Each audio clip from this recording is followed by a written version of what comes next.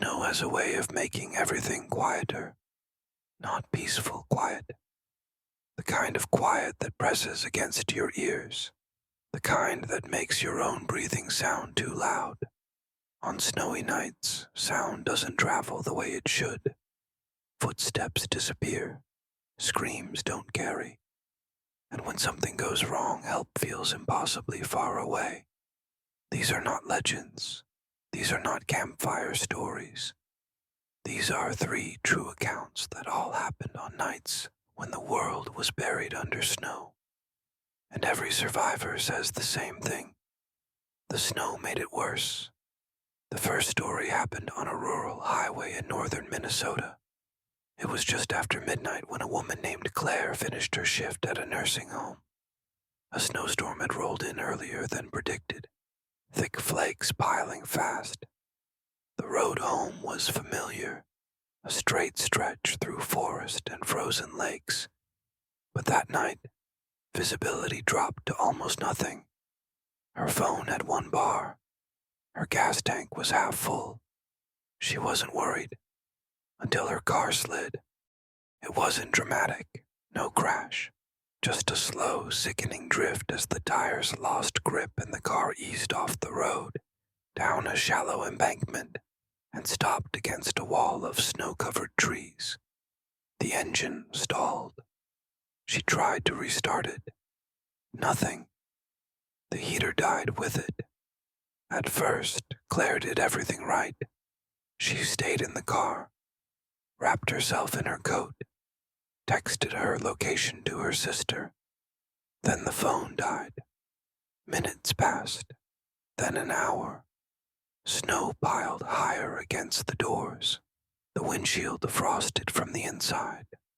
The world outside was nothing but white and black shapes shifting in the storm. That's when she saw the headlights. They appeared suddenly through the trees. Slow, deliberate. Not the frantic movement of someone lost, but controlled. Stopping just far enough away that she couldn't see the vehicle. Relief washed over her so fast she cried. She got out and waved. The headlights stayed still. Then the engine turned off. The silence afterward was worse than the storm. She called out. Her voice sounded wrong in the snow, dull, swallowed. She took a few steps toward the lights, boots sinking deep. That's when she realized something. No footprints, not hers, not anyone's. Just untouched snow between her car and where the headlights had been. And now, the lights were gone. She ran back to her car, heart pounding so hard it hurt. She locked the doors and stayed awake all night, convinced someone was out there, watching, waiting for her to step out again. At dawn, a snowplow found her. There was no record of any vehicle stopping in that area that night. The second story comes from a small village in the Alps. A teenage boy named Lucas lived with his grandmother in a house that sat at the edge of the forest. Snowstorms were normal. Isolation was normal. But one night in January changed how the entire village locked their doors. Lucas was home alone when the power went out. No lights, no heat, no phone signal. He lit candles and tried to sleep, but the storm outside grew violent. Wind slammed against the walls. Snow hit the windows like thrown gravel. Then came the knock. It wasn't loud, just 3 soft taps on the front door. Lucas froze. No one visited during storms. Everyone knew better. He didn't answer. The knocking came again, slower this time. Then a voice. Mistake, it said in a calm, unfamiliar tone. I think I have the wrong house. Relief flooded him. Maybe a hiker, maybe someone lost. He asked who it was. The voice paused, then said his name, exactly how his grandmother said it. He backed away from the door, candle shaking in his hand. The voice sighed, disappointed, almost annoyed, and walked away.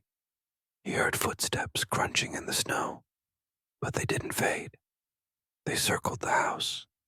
For over an hour, Lucas listened to someone walk around the building, stopping occasionally to tap on windows, whispering, always just out of sight. When his grandmother returned the next morning, the snow around the house was pristine. No footprints, no tracks, just one thing carved into the frost on the front door. Mistake. The third story happened in Japan. During one of the coldest winters on record, a couple was driving through a mountain pass late at night when heavy snow forced them to stop at a closed rest area. Roads were blocked, no service, no other cars. They decided to sleep in the vehicle until morning. Sometime after 2 a.m., the woman woke up to movement. Not outside. Inside. The passenger door handle was slowly being pulled. She grabbed her partner, whispering urgently. He thought she was imagining it, until the back seat shifted. Something was inside the car. They couldn't see it clearly. Just a shape, breathing fog into the freezing air. The woman started screaming, and suddenly the shape bolted, throwing open the door and disappearing into the snowstorm. They sped away the moment the road cleared enough to move. Later, police reviewed dashcam footage. The doors had never opened. There was no sign of forced entry, but the temperature inside the car dropped sharply at exactly 2:17 a.m. All three survivors were asked the same question afterward. Why didn't you run? Why didn't you open the door? Why didn't you leave? And all of them answered the same way. The snow makes you feel trapped, like the world has shrunk to just you and the dark, like stepping outside is worse than whatever might already be there. Snow doesn't just hide things, it isolates, it muffles, it convinces you that no one will hear you if something goes wrong. And on nights like these, the scariest part isn't what you see, it's what you almost did.